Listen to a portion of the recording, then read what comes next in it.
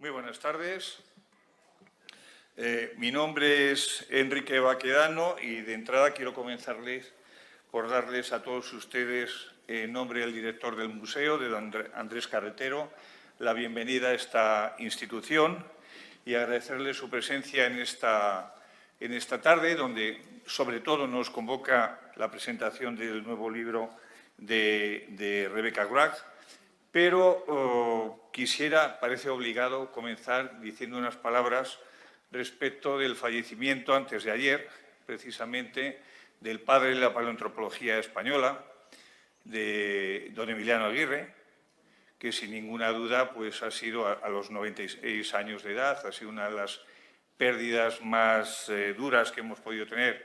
Creo que todos los profesionales en esta mesa, todos hemos trabajado en algún momento con él. En algunos casos somos discípulos directísimos y personas que teníamos no solo una relación profesional, sino también de amistad, lo cual era muy fácil con Emiliano Aguirre, porque era una persona que todos le queríamos muchísimo y era un hombre muy afable, que su magisterio lo practicaba de una manera muy directa, muy socrática, en el campo, en los laboratorios del Museo de Ciencias Naturales, en Atapuerca, en mi caso mucho antes, en mi niñez, en los yacimientos de Ambrona y Torralba.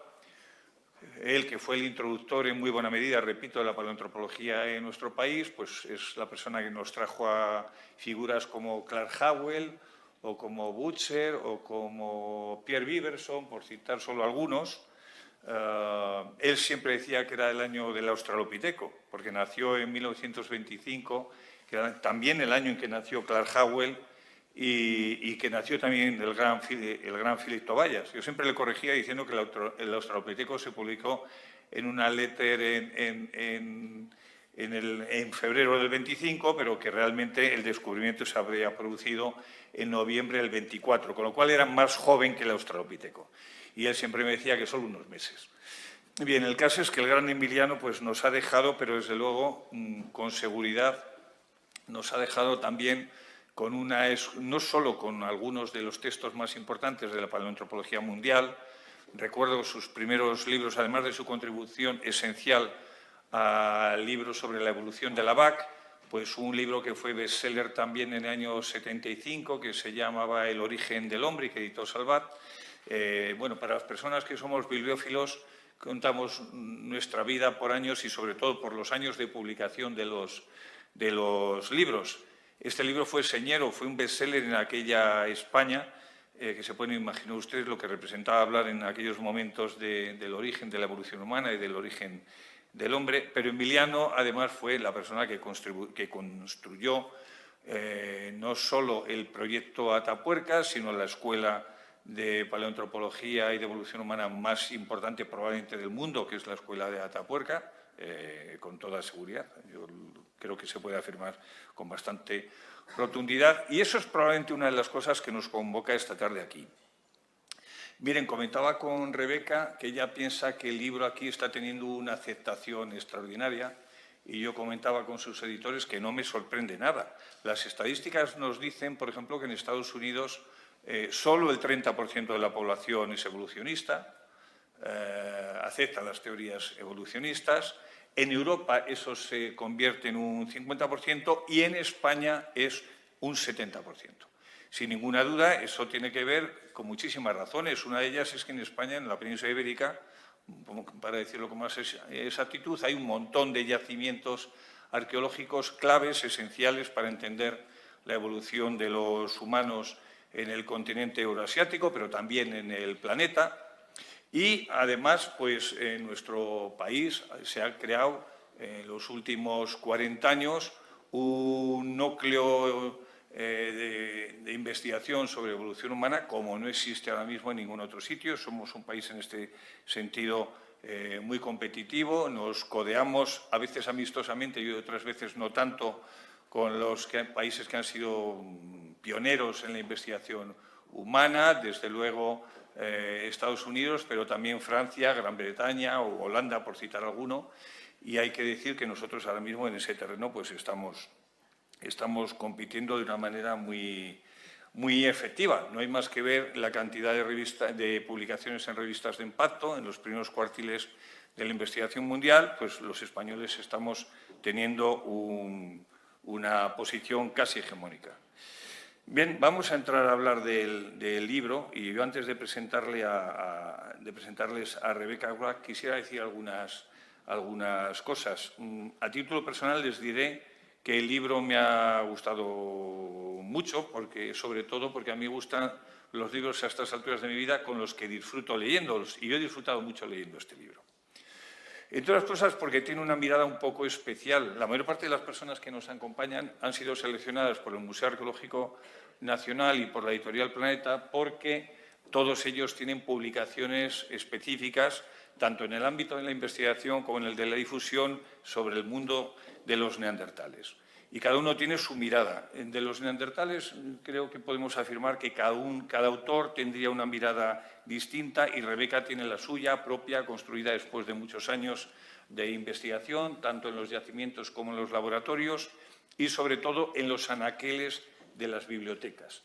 Rebecca, yo creo que lo mejor que se puede decir de este libro es que lo ha leído, si no todo, casi todo.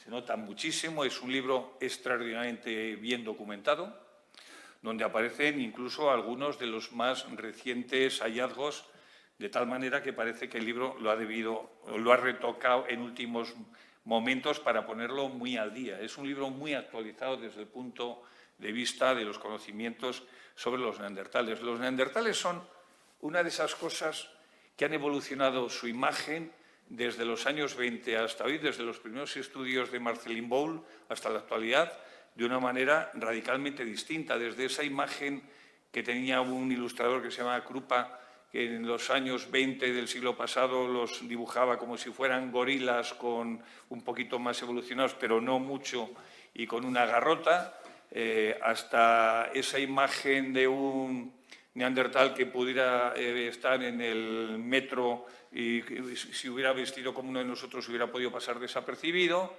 como en los años 70 y 80, me viene a la memoria cuando yo entré en la universidad, en el año 75, la imagen de los neandertales era sobre todo la imagen de unos seres aburridos. Pues por una parte su anatomía era relativamente conocida, o eso creíamos. En España prácticamente en aquellos momentos la única persona que se dedicaba a estudiar la morfología y la anatomía de los neandertales era María Dolores Garralda. Lo mismo sucedía con el mundo de la industrialítica, en el campo de la arqueología prácticamente lo que interesaba era la tecnología, lo que conocemos como el mundo musteriense. Aquí en Madrid el único que tenía interés en investigar a los neandertales entonces prácticamente desde el punto de vista, repito, de la tecnología era Gerardo Vega. Y en Cataluña pues había algunos investigadores más que también iniciaban sus trabajos, como Eudald Carbonell y algunos otros, pero francamente eran tiempos donde no había un especial interés hacia ese ámbito. Nos interesaban mucho más a los jóvenes que estábamos en formación los periodos previos al mundo musteriense, lo que llamábamos el achelense o todas las etapas anteriores al musteriense, como digo, y por otra parte el mundo posterior, lo que conocemos como paleolítico superior, y especialmente en aquellos años nos interesaba sobre todo el mundo madaleniense. Estábamos todos entusiasmados por los estudios de Leró Gurán sobre el arte paleolítico, y el paleolítico superior era el objeto más codiciado de nuestro estudio y de nuestra investigación. Los neandertales, sin embargo, a partir de los años 80, y gracias a investigadores muy relevantes, uno de ellos sin ninguna duda es Juan Luis Arzuaga, cuando a finales de los años 90 ya publicó El collar del Neandertal, en nuestro país se despertó un gran interés por el conocimiento de esta especie. Máxime cuando se defendió que era una especie muy diferente. En aquellos años se sostenía que, al menos en términos anatómicos y morfológicos y filogenéticos, era una especie bastante diferente a la nuestra. Sin embargo, de manera muy reciente, los estudios paleogenéticos han venido a decir que las cosas no son tan sencillas, son bastante más complejas. Resulta que compartimos genéticamente mucho componente genético con nuestra especie. Y no solo esto, sino que además estamos viendo que cosas como la capacidad simbólica, que hace solo 20 años era absolutamente impensable que se atribuyera a esta especie primo hermana de la nuestra, pues sin embargo ya están sobradamente acreditadas. Ha cambiado la manera de verlos de una manera exponencial. Yo creo que a ello contribuye de una manera también, va a contribuir de una manera decisiva el libro de Rebeca, porque tiene una mirada antropológica que es muy del gusto de la sociedad actual. Recuerdo en mi primera excavación de Paleolítico en el año 77 con Alfonso Moure, que era el director de la excavación, y por cierto Alfonso Moure, que fue director de este museo también de un tiempo en los años 80, pues era uno de los primeros investigadores de los paleolitistas españoles que tenía una visión culturalista o antropológica. Normalmente hasta ese momento los investigadores del Paleolítico ibérico se centraban por un lado en el estudio de las herramientas líticas, de la industria lítica, y los paleontólogos sobre todo se centraban en los aspectos anatómicos de los neandertales. Pero lo que era la etología, lo que era el comportamiento de estos neandertales era algo que pasaba relativamente desapercibido. Hay aquí que mencionar trabajos muy curiosos desde el punto de vista de la difusión cultural, como son los de Jean-Marie Hoel, que realmente ha sido un inspirador absoluto del trabajo de Rebeca. Y Rebeca lo que ha hecho ha sido centrarse mucho en la interpretación de lo que debió ser el comportamiento, la actividad cotidiana, económica, subsistencial de los neandertales, pero también de las cuestiones intelectuales y todas aquellas que tienen que ver con el mundo relativo a la capacidad simbólica, al pensamiento, a la inteligencia de los neandertales. Así que yo creo que para eso tenemos a la autora que ha querido acompañarnos aquí, gracias a la Editorial Planeta y al Museo Arqueológico Nacional, lo repito. Gracias a Lola Escudero y gracias a Andrés Carretero por traérnosla y que esté esta tarde con nosotros aquí en Madrid. Le voy a ceder la palabra y a continuación les presentaré a ustedes al resto de los componentes de la mesa para que hagan sus intervenciones y sus valoraciones. Así que, sin más, Rebeca, cuando quieras. Hola. Yeah, I would like to also thank everybody for being here and the museum for hosting and everybody for coming this evening. It's a great honor to be here in Madrid in such an amazing museum yeah, I'm really absolutely overwhelmed with how incredible the response to the book has been in Spain so far. Can we hear?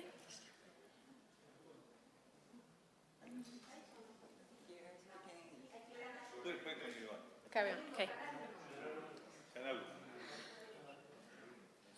So I think if I just explain a little bit about the history of the book and why I wanted to write the book, because this is not the only book on Neanderthals. Neanderthals amongst human evolution, they are really, truly the celebrity hominins. They are like the A-list celebrities for human evolution.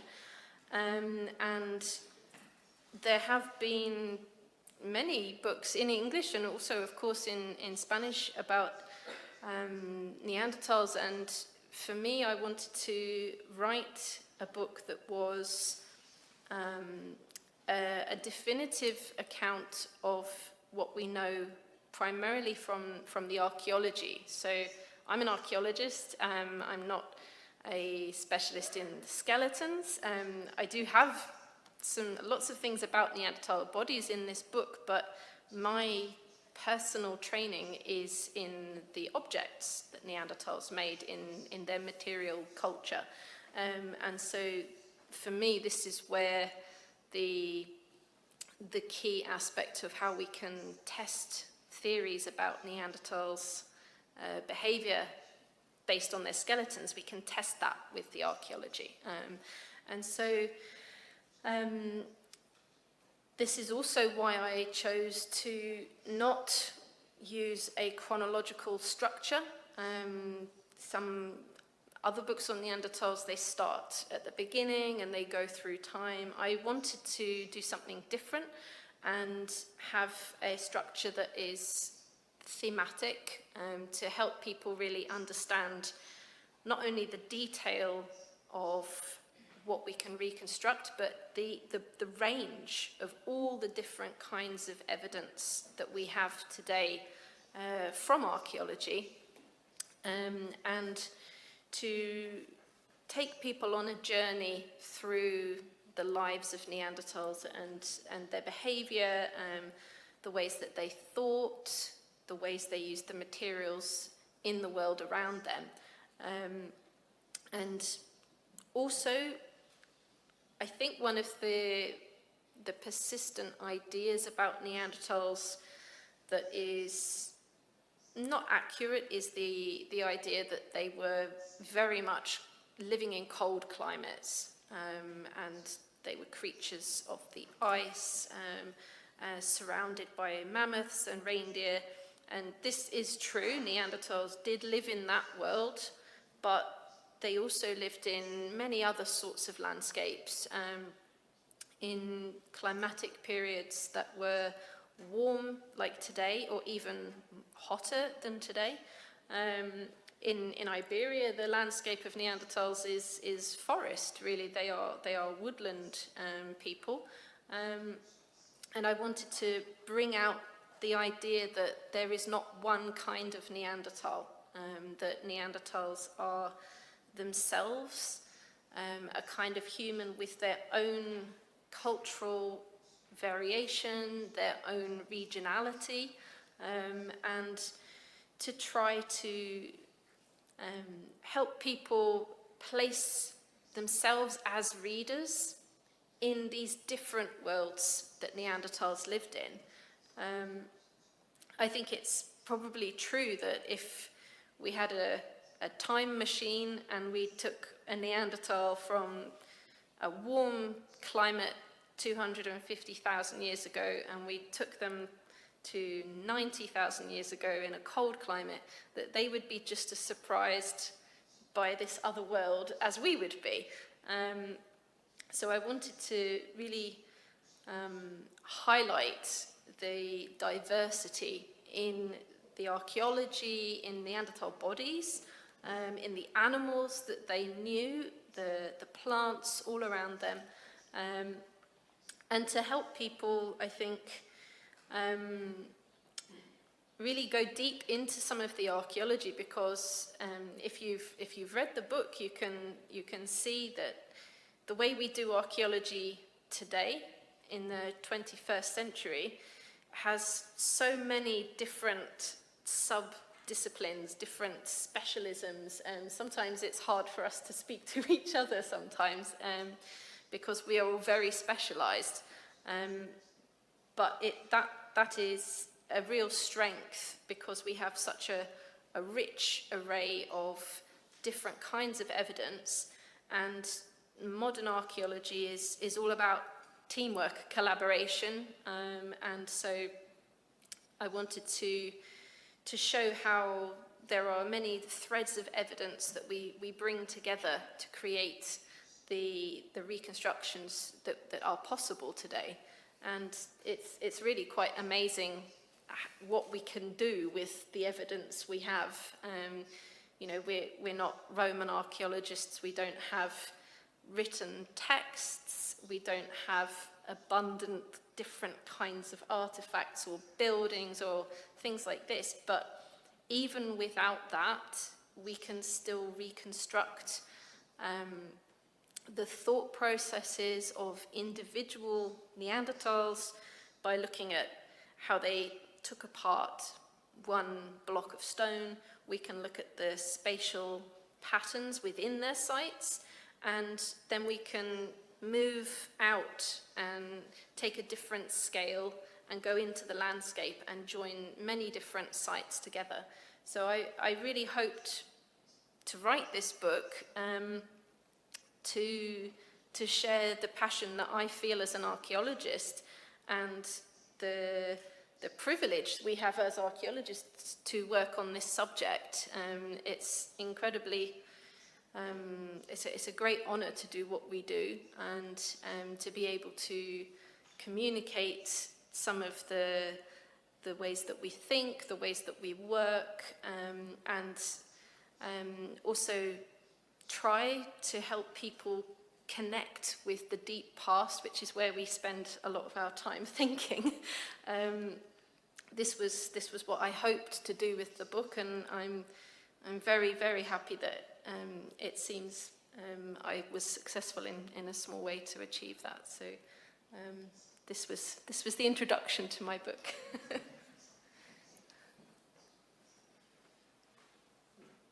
Muchas gracias a ti, Rebeca.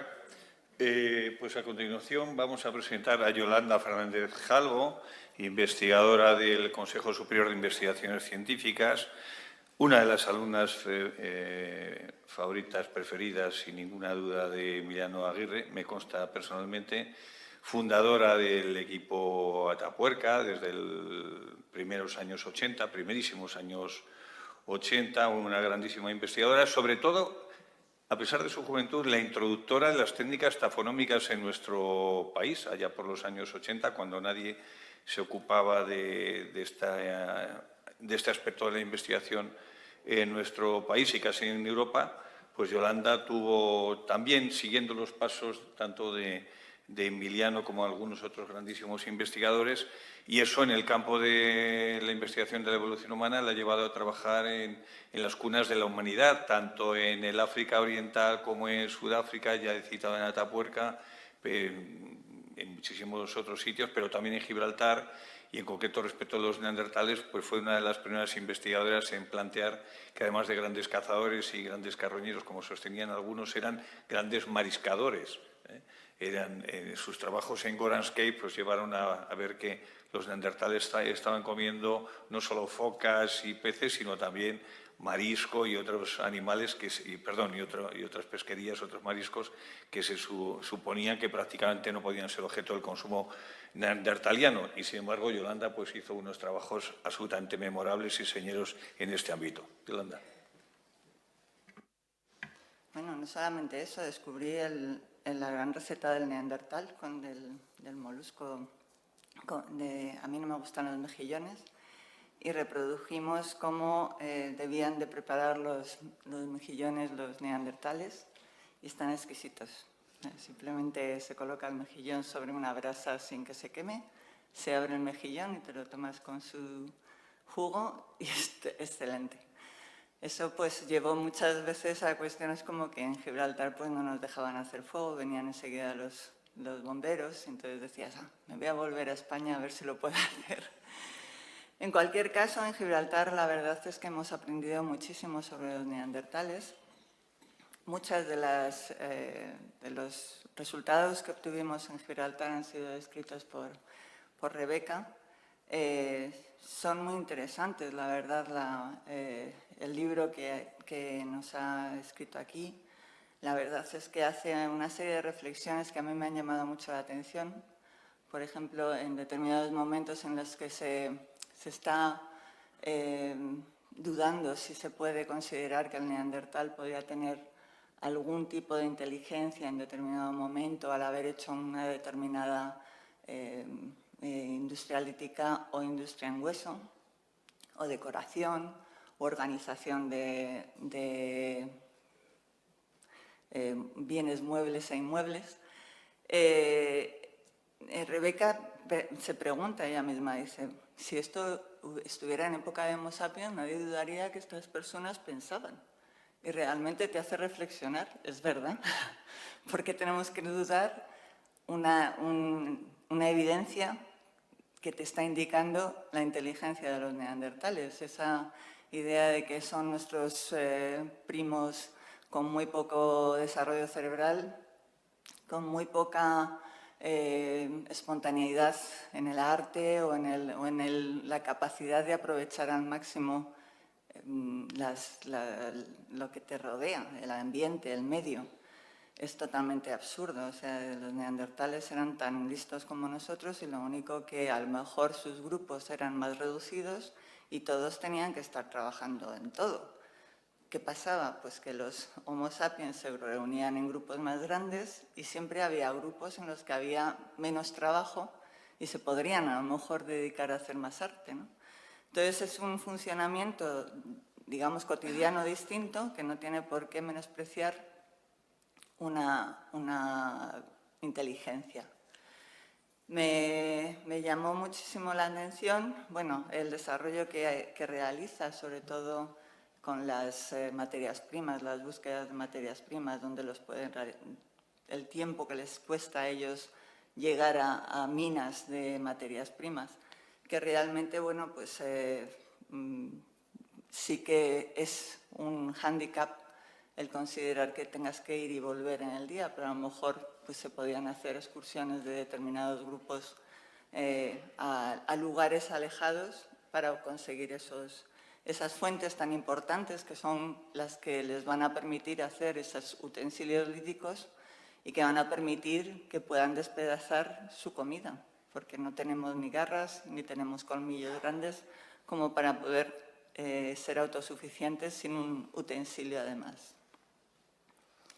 Además, Rebeca me ha llamado la atención porque cita absolutamente muchas de las cuestiones que incluso a veces dudamos, como por ejemplo la antigüedad de Iquica, que es unos yacimientos en época muy antigua, Australopithecus, y que bueno, pues está lleno de preguntas. Y en cambio, bueno, pues ella es muy prudente, lo menciona y simplemente dice, ahí está, ahí lo dejo.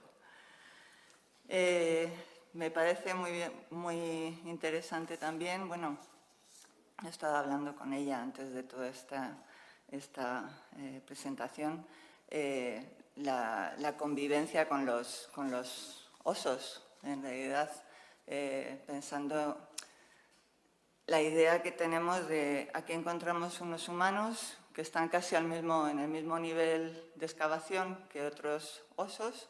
Y claro, ¿cómo pueden convivir? Pues claro, no pueden convivir.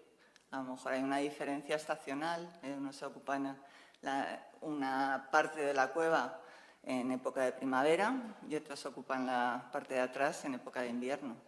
Pueden convivir perfectamente, están al mismo nivel, no hay ninguna indicación que realmente nos esté indicando que haya diferencias temporales, porque el sedimento no es tan fino como para podernos indicar eso, pero en eso también es la lógica, ¿no? No te vas a meter con tu enemigo y además con unas garras enormes que no te van a dejar convivir en esa época, pero sí que aprovechar ambas ocupaciones. Por ejemplo, los osos se aprovechaban de los restos que dejaban los humanos, esto bueno, lo hemos visto en unas cuevas en el Cáucaso. Utilizaban restos de huesos que todavía tenían tuétano y se los metían hacia el interior de la cueva donde hibernaban. Y en cambio los osos eran muy útiles para los humanos por la piel. Entonces encontramos al final en el fondo de la cueva huesos completos, algunos están un poco machacados porque a lo mejor intentaron ver si el tuétano todavía lo podían aprovechar, pero en fin, es ese tipo de mentalidad que te hace desarrollar los hallazgos, es lo que Rebeca nos ha mostrado. O sea, existe un tiempo que hay un tiempo geológico de registro de los fósiles, hay un tiempo cotidiano, estacional y diario y anual, que es el que nos puede dar claves importantes en la forma de vida de los neandertales.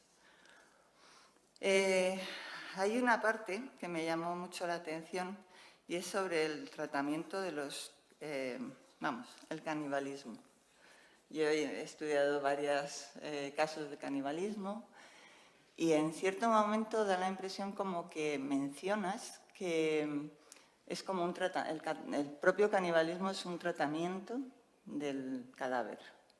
O sea, si es un tratamiento distinto, o no sé, quisiera que me lo explicaras, porque si consideramos eso, también es un tratamiento hacia el ciervo o hacia el corzo del cual se alimentan. En estos momentos, puede haber algunos indicios de un tratamiento más, digamos, de respeto, pero lo que se está debatiendo ahí es comida.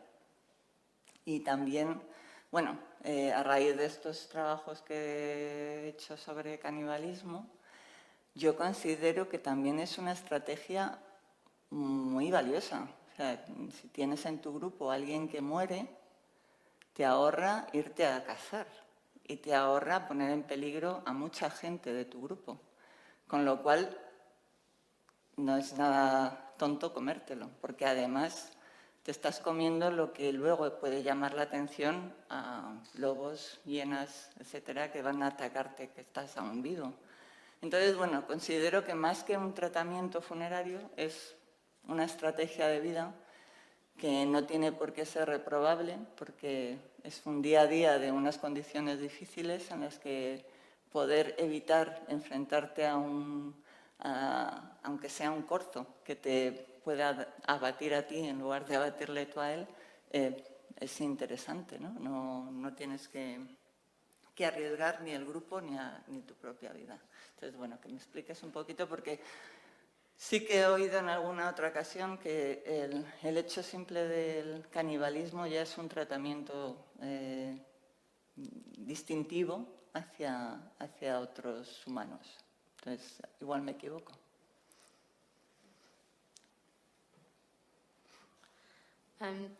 I think the question of what Neanderthals do with their dead, I think the problem has been that historically archaeologists have been quite limited in the way that we allow categories of behavior. On the one hand, you have a search for burials which resemble Western Christian burials, and if we don't see that, then there's nothing interesting. On the other hand, where you have processing of bodies, which we've known about since the 19th century, that Neanderthals did this,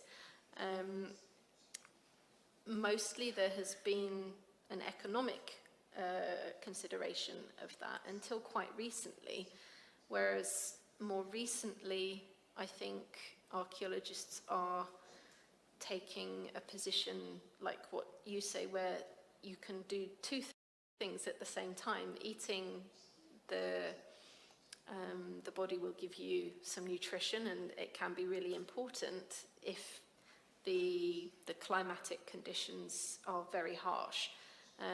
But that's not the case for every site where we see cannibalism. Sometimes there is enough food and they do it anyway.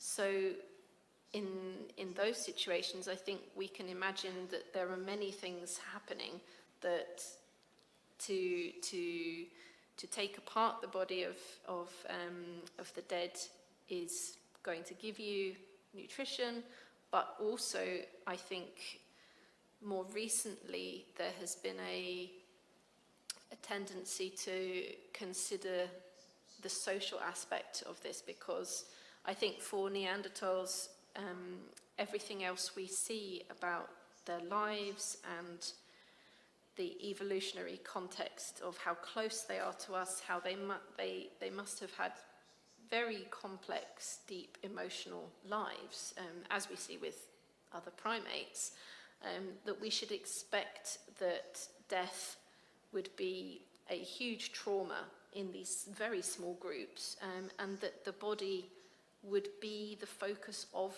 the emotional processing of this.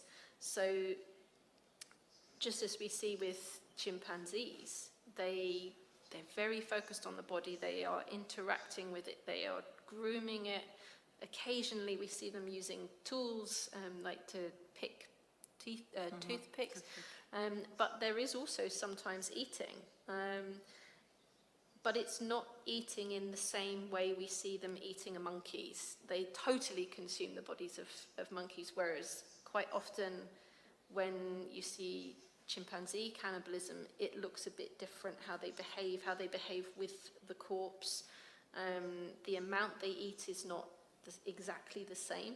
And so I think something like that we should be expecting for Neanderthals, that certainly there is some benefit for them with calories, but other things are happening at the same time, and it's very difficult to prove this. For example, when you say, is there a different treatment of the Neanderthal bodies compared to the butchered animals? And in some sites, it looks the same, but not everywhere. Sometimes the percentages of the cut marks are a bit different, or the placement. So it's very hard to be entirely sure, but I think we should have the expectation that there was an emotional interest in the bodies, however they processed them or placed entire bodies in places. So I think it's one of the most difficult questions about Neanderthals, what they did with their dead. Is there a mortuary tradition? What happens in each group? Is it the same every time a Neanderthal dies? Is there different treatment for infants, for example, compared to adults? And why some places seem to have persistent placement of bodies, even though the time is over many centuries or thousands of years, but it still happens many times in one place. And I don't think that there is always a good taphonomic explanation for why this is. I think there must be some, I think we should expect there is a regional aspect to this, just as we see with the artifacts. But it's such a good question. No solamente los neandertales eran caníbales. Desde hace 800.000 años, incluso en algunos casos de 2 millones de años, se ha mencionado la posibilidad de canibalismo y se ha demostrado canibalismo. Y Homo sapiens, yo creo que es el más caníbal.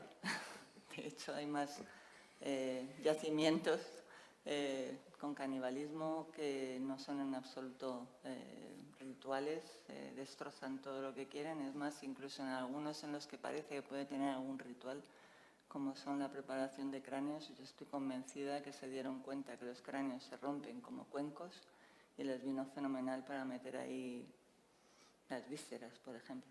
Entonces, no le doy ningún tratamiento espiritual porque pienso que es la manera de nosotros intentar explicar ese canibalismo cuando es algo tan natural que a lo mejor incluso las personas a las que estás canibalizando son las que han muerto queriendo cazar la pieza que se te ha escapado y estás con un hambre que te mueres. Entonces, bueno, es muy largo. Muy bien. Hay mucha... Ese es un debate específico, el del canibalismo en los En cualquier neandertales. caso, vuelvo a decir que el libro es muy interesante en el sentido de un gran acopio de información. Muy bien, pues ahora les voy a presentar a Antonio Rosas. Antonio es profesor de investigación en el Consejo Superior de Investigaciones Científicas, también con su sede en el Museo de Ciencias Naturales, al igual que Yolanda.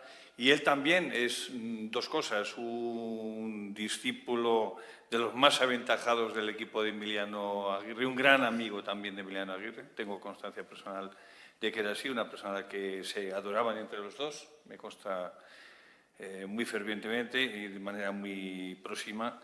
Y además es uno de los miembros fundadores también del equipo de Atapuerca. Durante muchos años, él, que es biólogo de formación, pues fue el responsable de las excavaciones en concreto en la trinchera del Elefante, donde apareció el resto humano más antiguo, por cierto, de la península ibérica y de Europa propiamente dicha. Pero sobre todo por lo que es ahora mismo célebre, además de que él también tuvo un libro estupendo sobre los neandertales que editó el propio Consejo, creo recordar. Pues él ha saltado a la palestra especialmente en el mundo de los neandertales, además de sus estudios señeros sobre la evolución facial de los neandertales y específicamente de la mandíbula. Él es probablemente el máximo especialista a nivel mundial en evolución de esta parte anatómica tan estupenda y tan extraordinaria, no solo por razones culinarias, sino por razones anatómicas y morfológicas, ¿verdad? Pero lo que le ha hecho especialmente célebre en la investigación de los neandertales es el estudio de los fósiles procedentes del yacimiento del Sidrón, en la cuenca asturiana, un conjunto de fósiles extraordinario, el conjunto de fósiles específicamente neandertales clásicos más relevante que existe en la península ibérica y donde gracias no solo a los estudios morfométricos, sino sobre todo a la analítica y a la colaboración con otros laboratorios, han obtenido una serie de informaciones que sencillamente en los años 70 y 80 eran impensables. De tal manera que esos personajes tan absolutamente aburridos, que eran, como mencionaba yo antes en mi primera intervención, tan aburridos como eran en los años 70, ahora se han convertido en unos personajes absolutamente apasionantes. Son todo lo contrario de lo que eran. No hay nadie que no tenga debilidad, nadie con inquietudes intelectuales que no tenga debilidad por el conocimiento de los neandertales, y esto sin ninguna duda pues se debe mucho a figuras, a personajes, a estudios, a investigadores como Antonio. Muchas gracias, Enrique. Gracias a los organizadores del acto por traernos y por esta presentación. Gracias, Rebeca, por escribir el libro y proporcionarnos este volumen de información que acumulas y que realmente interesa a especialistas y a no tan especialistas, ¿no? Tengo que decir que, efectivamente, enlazando con lo que comentaba Enrique, enlazando con lo que se comenta en el libro, también Yolanda, una de las grandes paradojas de los neandertales es quizá preguntarnos por qué nos interesan tanto. Porque realmente el interés por este grupo humano es que no decae. Comentaba un colega nuestro, es que los neandertales nunca pasan de moda, al menos durante las últimas décadas, ¿no? Y quizás sea simplemente esa pregunta de por qué nos interesan tanto, es un motivo, digamos, de reflexión, ¿no? Y yo tengo que decir honestamente que aunque podría responder a esa pregunta, quizá con algún discurso incluso largo, pero no sé si en el fondo llegaría a tener una respuesta profunda de por qué nos interesan tanto los neandertales, ¿no? Y de hecho, prueba de ello es probablemente la magnífica acogida internacional que está teniendo el libro de Rebeca, porque ella misma lo plantea en el libro, ¿no? Es decir, cuál es este interés. Lo cierto que podemos esgrimir muchos argumentos de ese interés, ¿no? Que son el espejo donde nos miramos, es la imagen que ha servido históricamente a intereses, digamos, por llevarlo a un extremo, incluso colonialistas, en el que al ser humano, al hombre blanco, por decirlo con claridad, le interesaba tener una imagen, digamos, peyorativa sobre la que reflejarse y creerse superior y justificar con ello una serie de acciones, ¿no? Pero eso todo, afortunadamente, ha ido cambiando y en la actualidad el panorama sobre la visión que tenemos en la sociedad occidental, las sociedades occidentales sobre los neandertales, pues ha cambiado radicalmente porque hemos pasado quizá en un efecto pendular de tener una imagen, digamos, peyorativa y degradante de este grupo humano a pasarnos quizá en alguna ocasión al otro extremo de decir, pues cómo no, si son la maravilla de, digamos, iba a decir de la creación, digamos, por esa visión un tanto idealizada.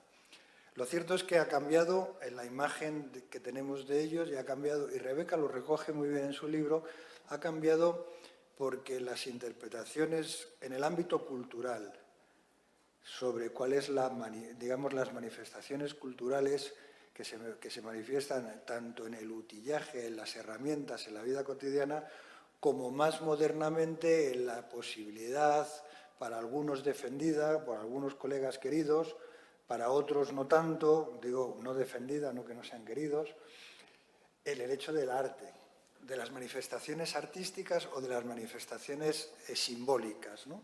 Hay pruebas relativamente evidentes de una manifestación, de un comportamiento simbólico. Se defiende en la actualidad desde hace muy poco tiempo que podría haber, digamos, algo parecido a lo que se llama arte parietal. Me gustaría que Rebeca nos contestara una pregunta, bueno, tengo muchas, pero una en concreto, ¿cuál es su planteamiento? Porque no me ha quedado claro, por ejemplo, si los neandertales últimos, poco antes de su extinción, aquellos que cronológicamente corresponden al Châtel-Perroniense,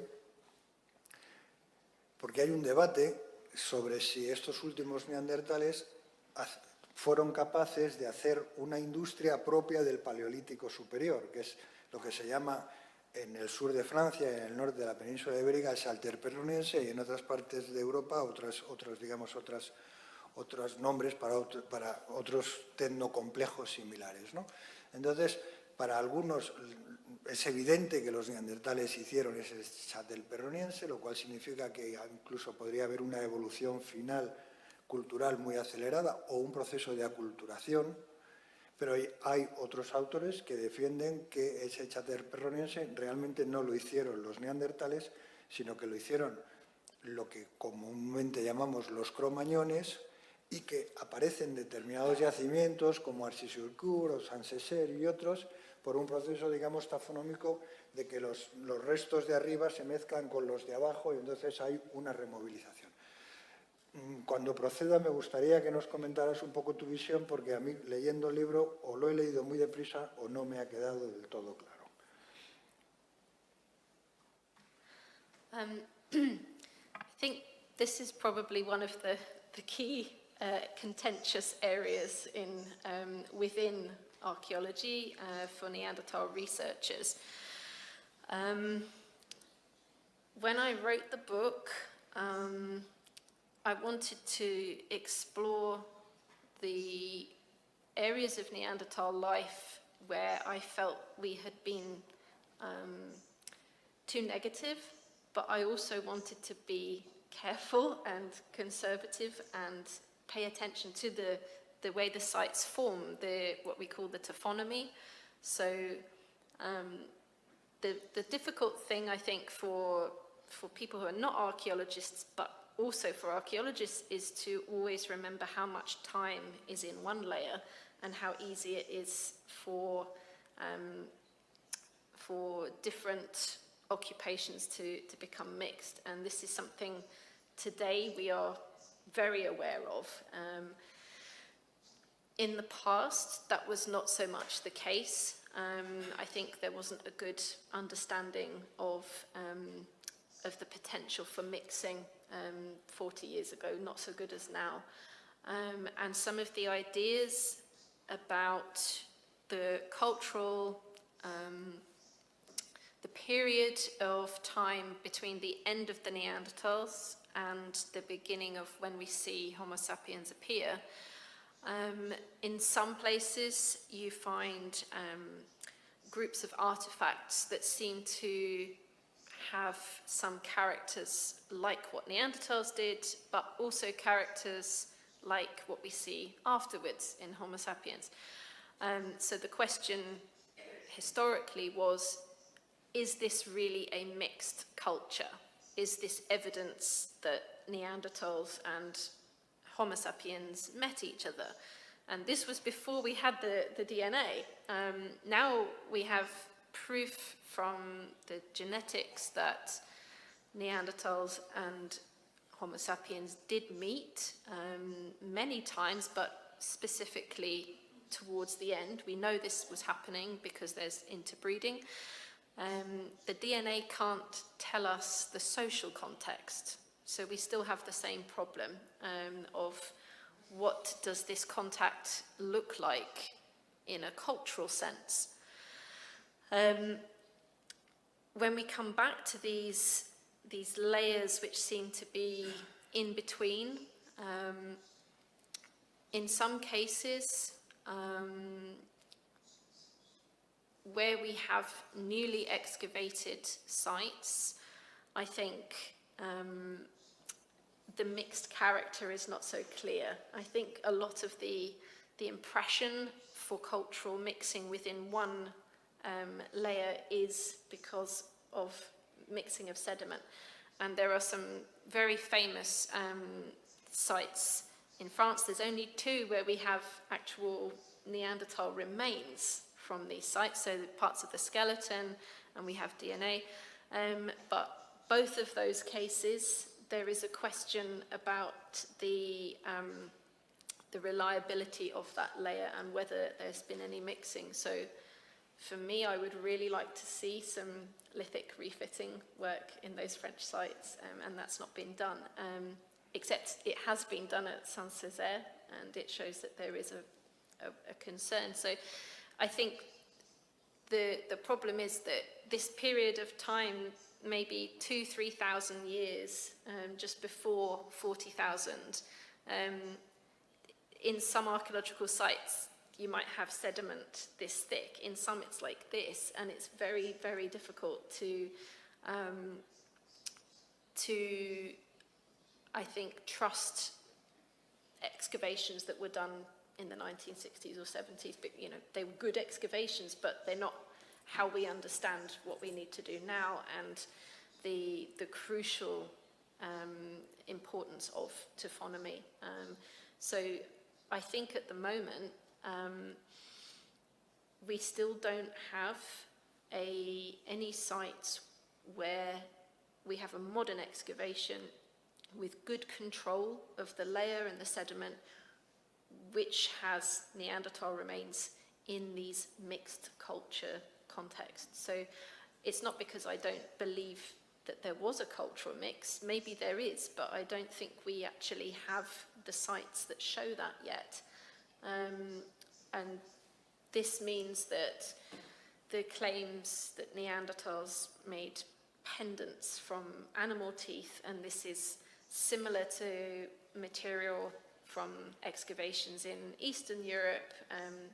I'm not sure that the link is very well established because it relies on these old French sites to provide that comparison. So I think this question of the culture, we know the DNA now, but the question of the culture and the social context, this is going to be, I think, one of the really interesting areas for the next 10–20 years, I think. Sí, con toda seguridad. Antonio, no sé si querías añadir algo más. Sí, rematar. De hecho, la respuesta, el estilo de respuesta de Rebeca enlaza perfectamente con lo que quería comentar a continuación, y es que el libro que comentamos es un libro eminentemente arqueológico. La concepción es arqueológica, tanto en los contenidos como en la aproximación crítica desde la mente de un arqueólogo. Y digo esto porque a mí me ha sorprendido un poco, me sorprendió cuando empecé a leerlo, quizá por deformación profesional, porque yo profesionalmente no soy arqueólogo, sino que me dedico al estudio del físico de los neandertales, de la anatomía, de la morfología, de la evolución. Entonces, en los últimos libros que se han escrito sobre neandertales y que he leído, pues hacían, repito, quizá por este sesgo profesional al que uno tiende a buscar con lo que trabaja, pues la influencia, el sesgo, la interpretación del físico, de la anatomía, de la evolución del cuerpo, de lo que técnicamente se llama el fenotipo, pues estaba mucho más presente. Mientras que en este libro lo que vemos fundamentalmente es una aproximación, como comentaba también Enrique, al comportamiento, a las actitudes, al registro arqueológico y a la lectura crítica del registro arqueológico, ¿no? Entonces, desde ese punto de vista, lo que sí merece la pena comentar es que hay un volumen de información, contenido encerrado en el libro, que tanto para los profesionales como para los que no somos estrictamente arqueólogos en sentido, digamos, del día a día, del objeto de estudio propiamente, pues es un reservorio de datos de primer orden. Desde ese punto de vista es una contribución interesante. Y otra cosa que me gustaría también comentar, y es, quizá enlazando con esa visión eminentemente arqueológica del universo de los neandertales, lejos de una visión que se llamaba en sus tiempos tipológica, es decir, los neandertales como un tipo humano con una cultura tipificada, con un comportamiento estandarizado, yo creo que lo que se pone de manifiesto en el libro que comentamos, y es una tendencia de la ciencia actual, es, como Rebeca ha comentado, las diferentes maneras de ser neandertal. No solamente los neandertales eran así. Bueno, pues depende de cuál, ¿no? porque no es lo mismo vivir hace 40.000 años en el sur de la península ibérica que vivir hace 120.000 años en el norte de Alemania, o en Ucrania, o en Siberia, a lo largo del tiempo y de las fluctuaciones climáticas. Entonces, esa variabilidad, esa diversidad, yo creo que queda muy bien reflejada, creo que es muy interesante, creo que es digna de ser puesta sobre la mesa porque nos ayuda a entender muchas cosas. La alimentación, pues según y cómo. Nosotros lo hemos visto pues, aquí en Iberia, comparado con Bélgica, comparado con otros muchos sitios, por diferentes vías, y los patrones son distintos. Y los comportamientos son amplios y diversos. Y eso, ya para terminar mi intervención, decir que eso me lleva a una paradoja. Porque, curiosamente, así como el comportamiento aparentemente se nos hace diverso, y ajustado a las diferentes y múltiples circunstancias geográficas y temporales en el espacio-tiempo de los neandertales, pero la paradoja con la que yo me enfrento casi a diario es que eso coexiste con una tipificación del cuerpo de los neandertales que ese sí se ajusta más a unos cánones de variación muy estrechos. Es decir, los neandertales son neandertales. Lo mires donde lo mires. Obviamente hay variación como en todas las especies, pero no hay una correspondencia estricta, o al menos yo no sé verla, entre lo estrecho, digamos, de la variación del fenotipo del cuerpo de los neandertales con la variación del espectro cultural, geográfico y temporal que se observa en el registro de los neandertales. Y yo creo que eso, al menos la parte arqueológica, está muy bien recogida. Y con esto... Muy bien, muchas gracias, Antonio. Pues a continuación va a tener la palabra pues, Fernando Díez, profesor catedrático de la Universidad de Valladolid, una persona que también trabajó y coincidió con Emiliano Aguirre en sus tiempos en Atapuerca, pero que luego sus andanzas estuvieron sobre todo en varias universidades americanas, también se ha formado en Francia. Y yo, sobre todo, quisiera destacar mi primer contacto con Fernando fue a través de un libro que se llama El largo viaje, que es un libro sobre la evolución del poblamiento de la Tierra en general, que a mí me pareció de una ambición y que escribió siendo muy joven, que yo ya se lo comentaba a él en alguna ocasión, lo comencé a leer con un cierto escepticismo y luego me quedé absolutamente maravillado de cómo era posible que alguien tan joven hubiera entendido también lo que, en mi opinión, coincidía plenamente con mi manera de entender la evolución del poblamiento del planeta. Era realmente excepcional. Él luego nos ha obsequiado con varios libros de difusión, algunos de ellos sobre los sapiens, pero también sobre los neandertales. Y, desde luego, es un grandísimo... Tiene unas capacidades para la divulgación extraordinarias, que las ha demostrado en muchas ocasiones, pero además es un grandísimo investigador. Les diré que forma parte del equipo de español que trabajamos, bueno, del liderazgo español, aunque es un equipo internacional, que trabajamos en Olduvai Gorge, en el Gorongoro, en Tanzania. Es el responsable de las investigaciones de los trabajos sobre industria lítica y, muy principalmente, además de sus estudios sobre las primeras herramientas humanas, que es lo que conocemos como industria oldubayense, es el descubridor, investigador y publicador de un yacimiento excepcional que se llama FLK West, que quiere decir Frida Liki Corongo Oeste, un yacimiento único, extraordinario, con casi 1,7 millones de años, que se trata del yacimiento achelense, uno de los 3 yacimientos achelenses más antiguos de todo el planeta. Estamos hablando de la industria lítica que durante más tiempo ha manejado el género Homo, y además de esto, pues él también ha trabajado con los neandertales en varias cavidades, sobre todo del norte de Palencia.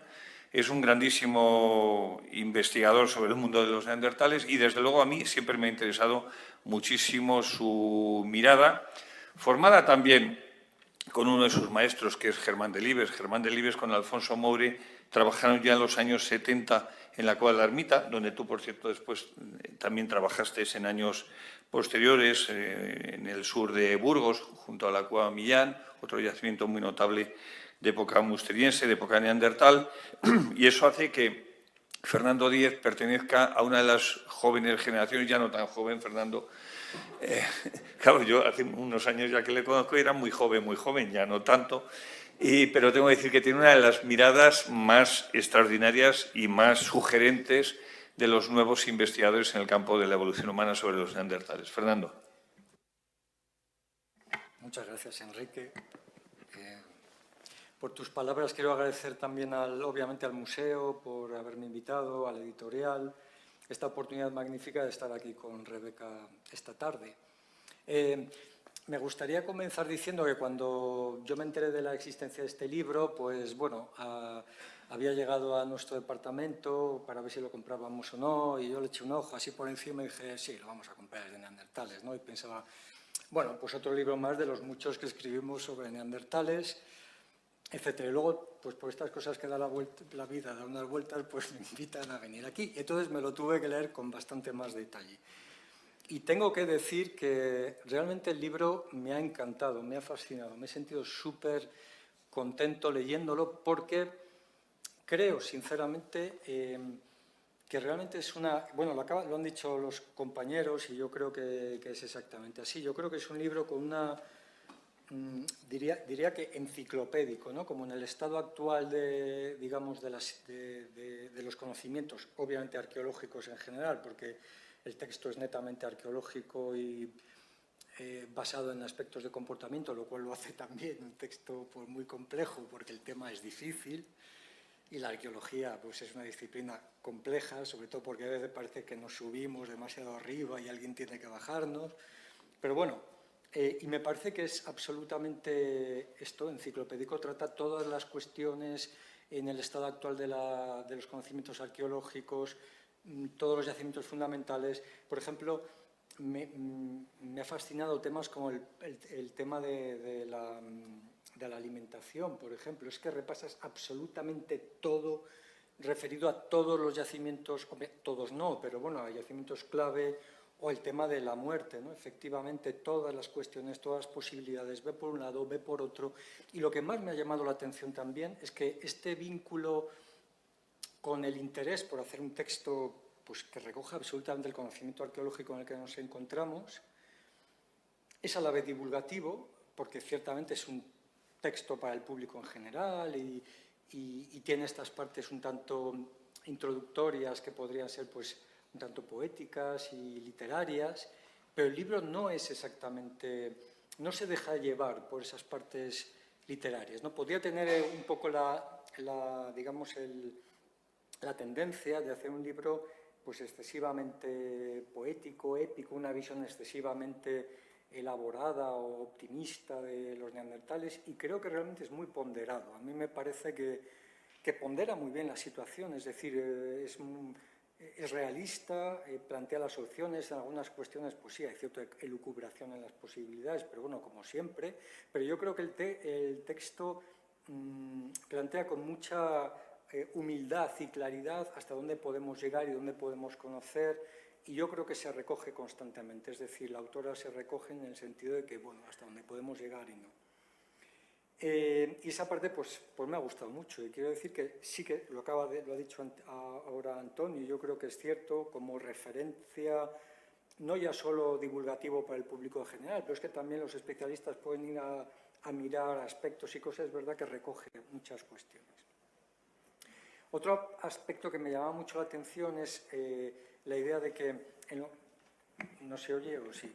Sí, otra cuestión que también me llamaba mucho la atención en el texto tiene que ver sobre todo con la parte de, bueno, pues de la propia presentación del libro en los medios de comunicación. Es verdad que aquí en España he recibido interés pues, por parte de varios periódicos o páginas web, etcétera. Es decir, se ha citado mucho el tema y hemos vuelto otra vez a esta idea tan repetida de por qué interesa tanto a los neandertales, que ha tocado Antonio. Antonio me ha tocado todos los temas que iba a tocar. Pero bueno, ese tema, ¿no? En principio, que me parece muy interesante, ¿no? De por qué estamos tan interesados en los neandertales, por qué, bueno, pues de esa visión más del 19, que ha citado, por ejemplo, Enrique, ¿no? Que lo recoge esa imagen de František Kupka de 1909, en el que es como un gorila, ¿no? Es exactamente simplemente la reproducción que se había hecho en Marcel Amboul de su interpretación de Le Chapelle aux Saints. Y, bueno, pues desde esa visión a la visión actual, pues de Elisabeth Inés y toda esta gente que trabaja ahora, que hace una visión netamente humana de los neandertales y vinculada, es decir, conscientemente humana de los neandertales, ha habido un cambio radical en las perspectivas. Y aunque pueda haber una crítica sobre este tema referido a que quizá los arqueólogos de ahora estamos intentando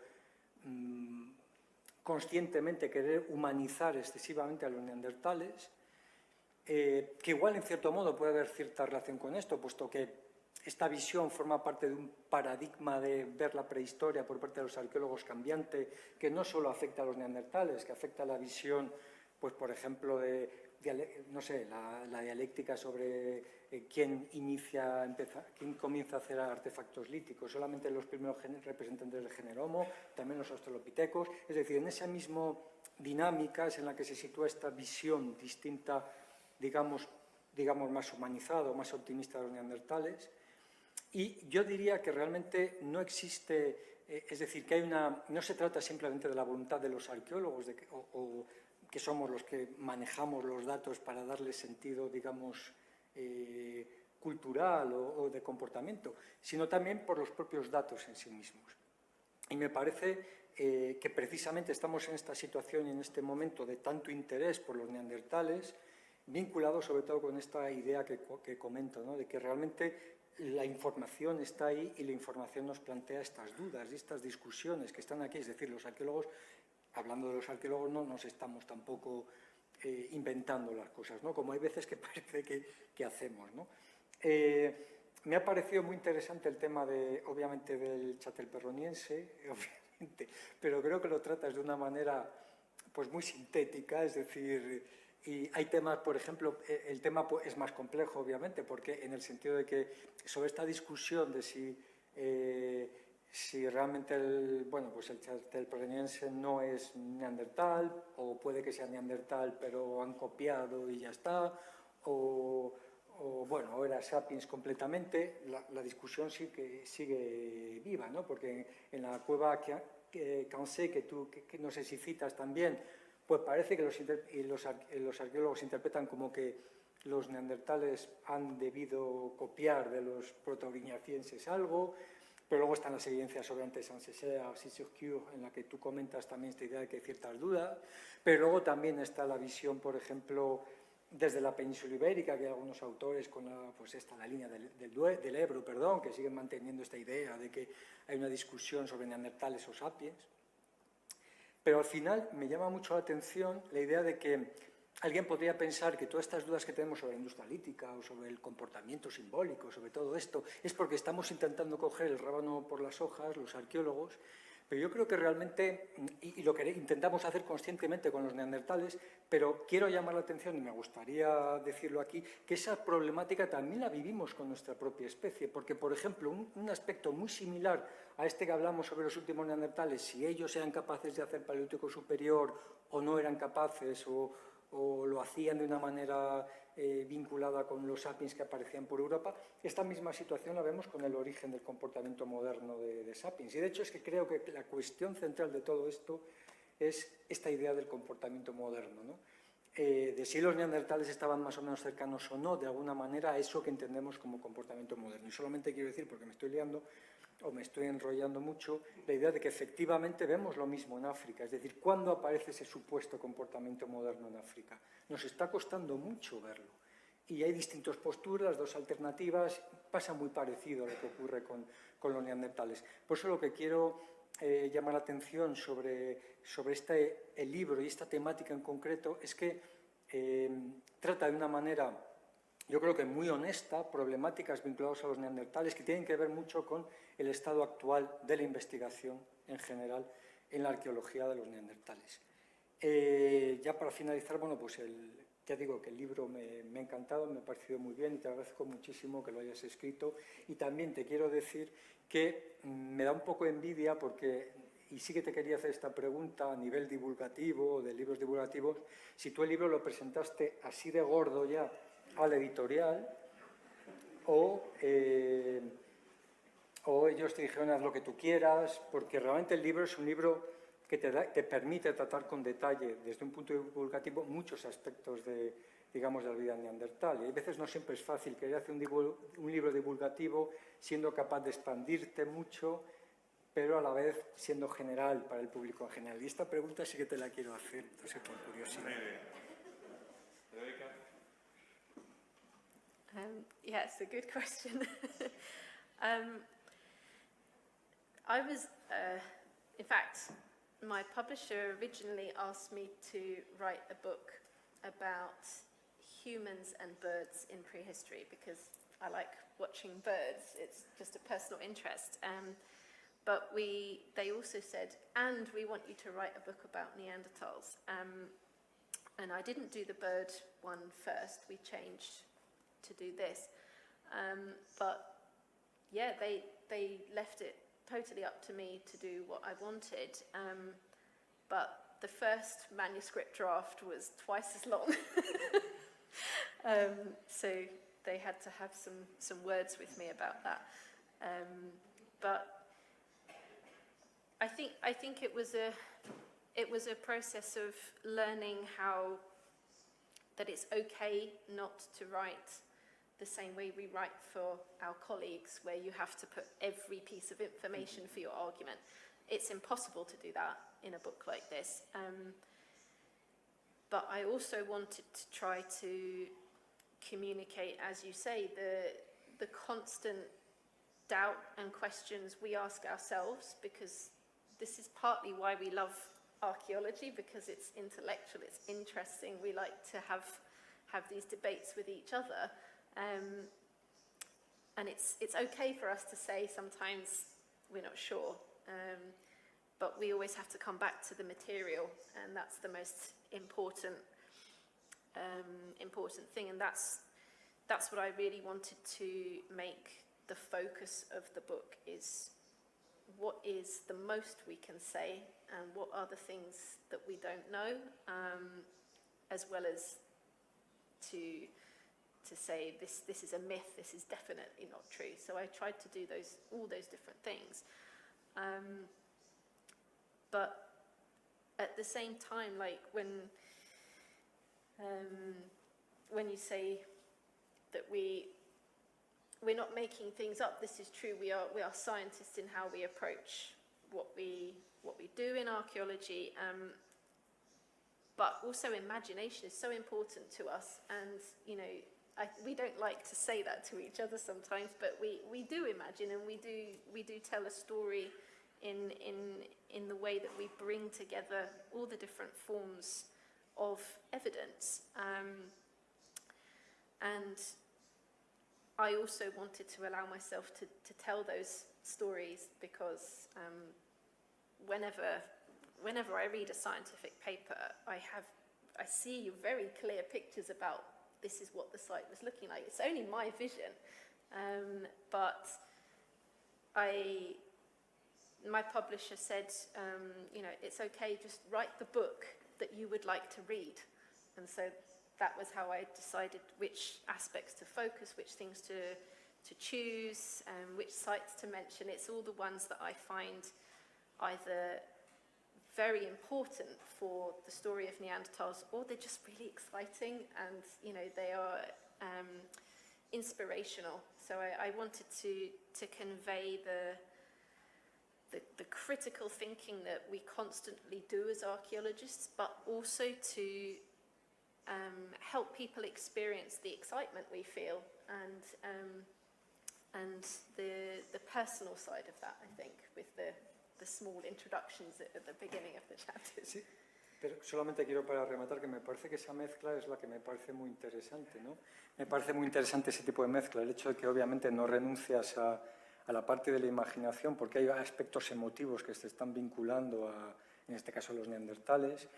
Todos hemos vivido esos momentos en los que hemos estado trabajando en un yacimiento y obviamente hemos imaginado, especulado, vivido y sentido cosas, obviamente que son nuestra imaginación, pero cómo mezclas esto con con un código, digamos, de reproducción de información bastante claro y directo, ¿no? Me parece que eso está muy bien entrelazado, y lo que creo también es que hay veces que hay gente que confunde el que tú le dotes también a tu texto de esa parte, digamos, más literaria o retórica, confunde eso con la idea de que es todo especulación. Y yo creo que hay que dejar muy claro que ambas cosas pueden ir juntas en un texto que tiene vocación divulgativa.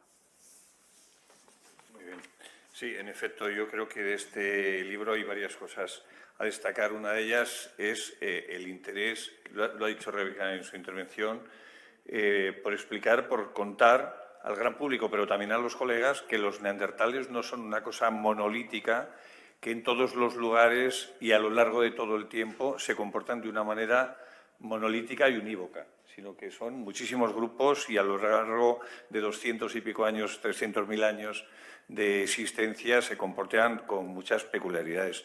Y hay otra faceta muy importante que es la percepción de que los neandertales, yo creo que en esto además vamos coincidiendo prácticamente ya todos los investigadores, eran bastante inteligentes. Yo hace una semana presentaba nuestros resultados de nuestras investigaciones en Pinilla del Valle, en un congreso que nos convocaron en Gibraltar, y sobre todo insistía en que los neandertales eran unos tipos muy sapiens. Lo hacía con esa voluntad provocadora que yo creo que debe tener la investigación que quiere renovar los conocimientos. Ahora mismo les diré, antes de cederles la palabra, que en la Comunidad de Madrid vamos a hacer un museo, se ha anunciado públicamente, vamos a construir un museo que empieza ya de inmediato sobre los neandertales, y estamos trabajando ya en los contenidos, y precisamente una de las cosas que estamos haciendo con los ilustradores es explicarles que la mirada de los neandertales ahora tiene que ser una mirada plenamente inteligente.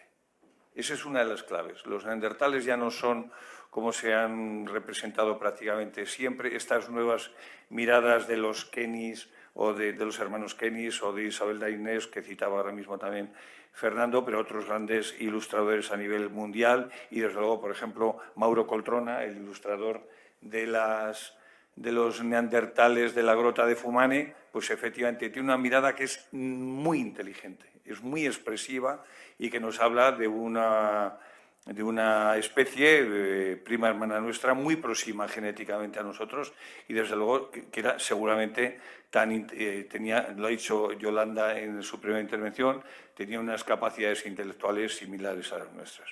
Y ahora vamos a tener un solo turno de palabras, vamos a recoger las palabras, les daremos la palabra, pero dada la hora que es, conviene que hagamos un solo turno, ¿vale?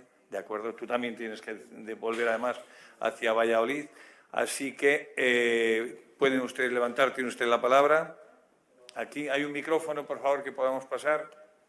Yo quería preguntarle a Rebeca sobre la cuestión de la mujer, la imagen de la mujer, que Antonio Rosas refleja en su libro también, que no hay una diferencia fisiológica evidente y que la imagen que hemos tenido los neandertales siempre coloca.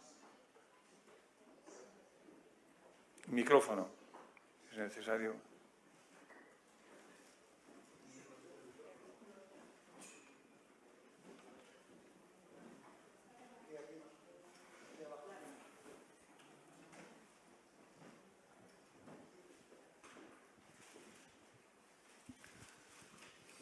Bueno, solamente la cuestión de los roles entre hombre y mujer, que siempre ha sido una cuestión polémica y sigue siendo polémica, que Antonio Rosas habla en su libro de una apenas perceptible diferencia entre las mujeres eran fuertes, eran robustas, no hay diferencia, y en el libro de Rebeca también se habla de esta cuestión, de que no hay una separación clara de roles y de alguna manera lleva la contraria un poco a la imagen típica del hombre cazador. Entonces, la polémica sobre la caza mayor, caza menor, también Rebeca la resuelve diciendo que absolutamente toda la caza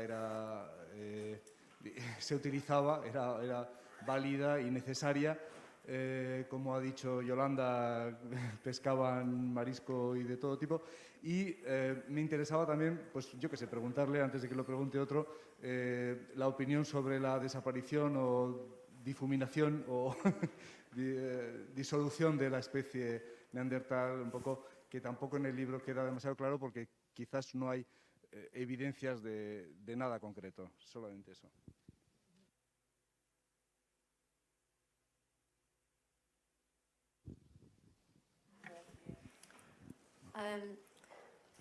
So, No, in the last time, please. Oh. Okay, please.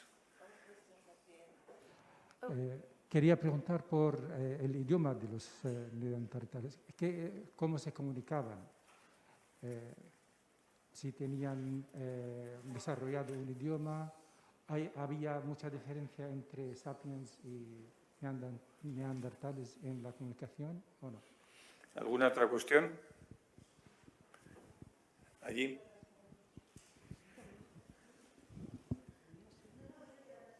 Detrás.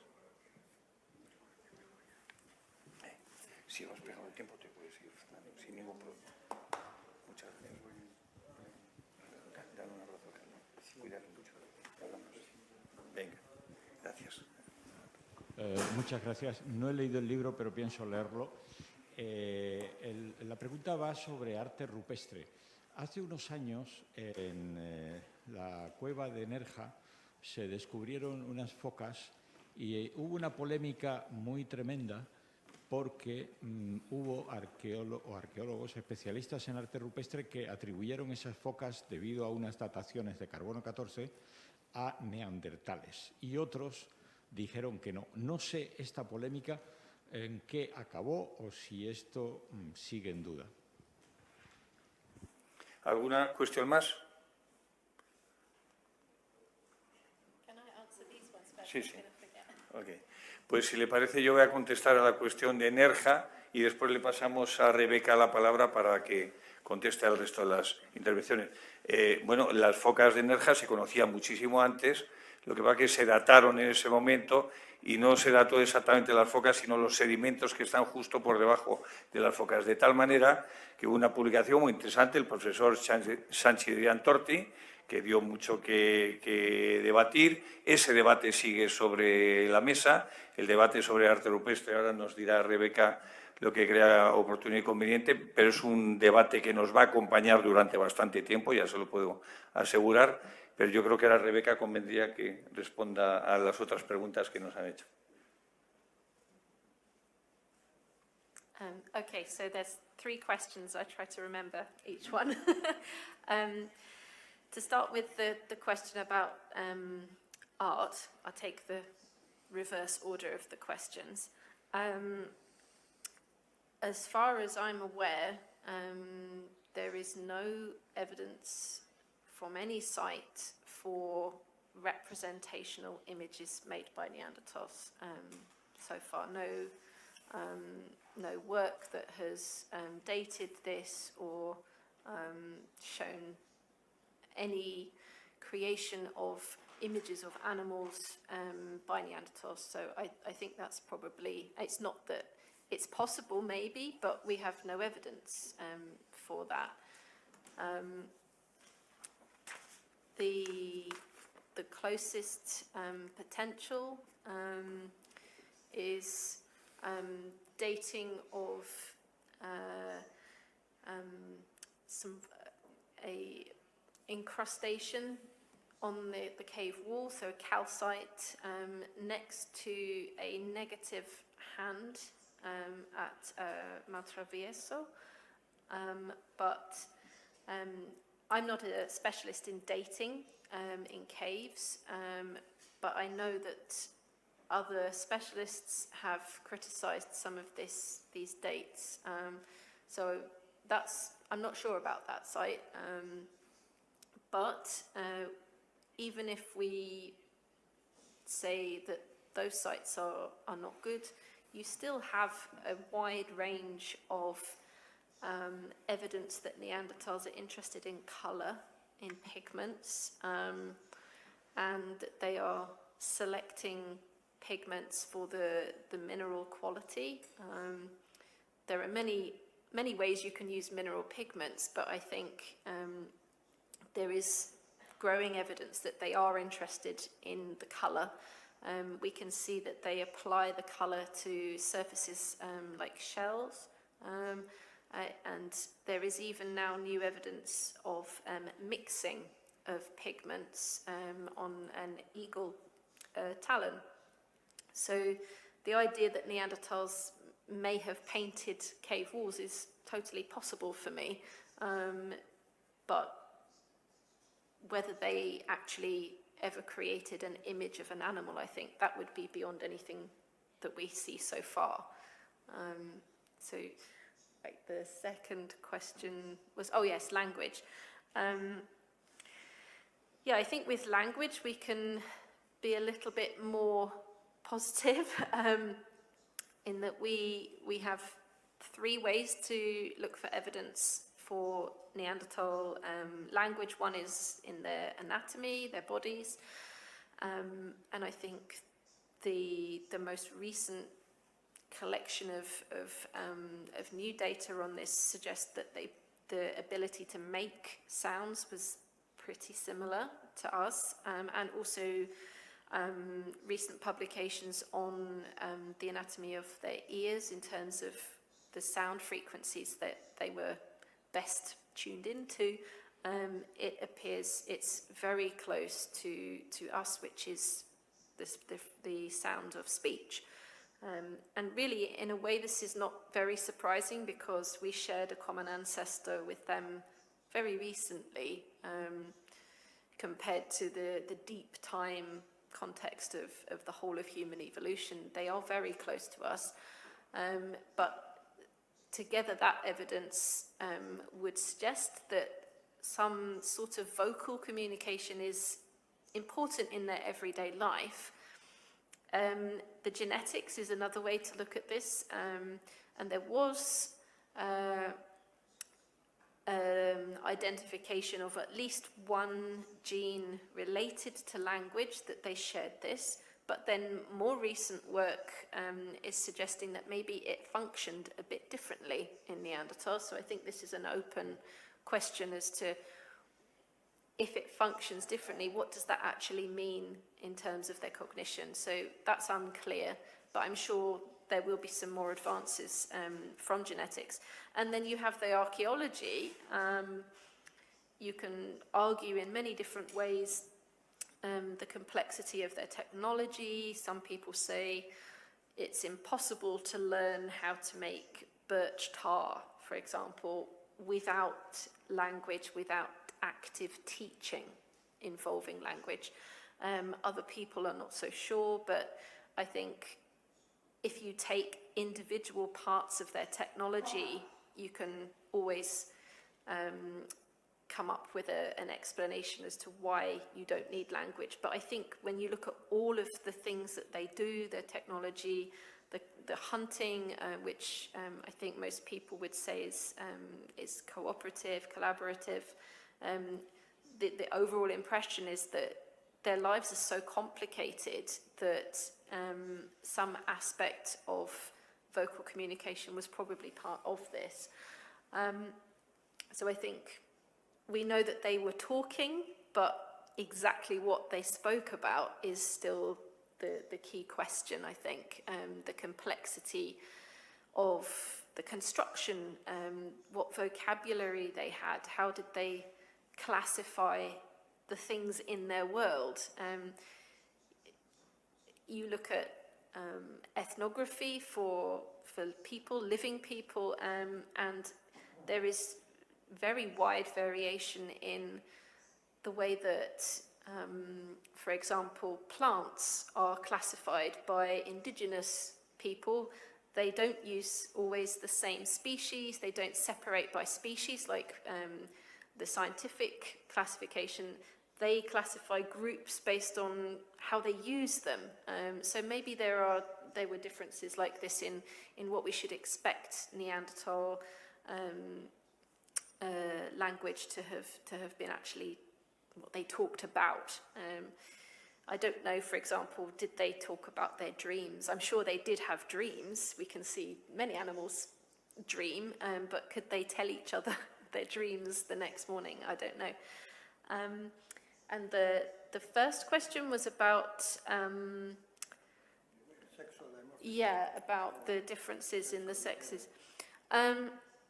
Yeah, this is a really difficult aspect of trying to understand, trying to match the evidence from the skeletons with archaeology and our expectations and our own ideas.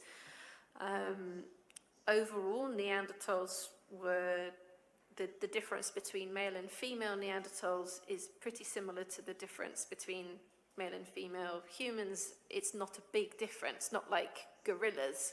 The males are very, very different. So we might therefore expect that there was not so much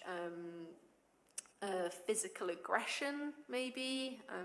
It's really difficult to say because we can look at,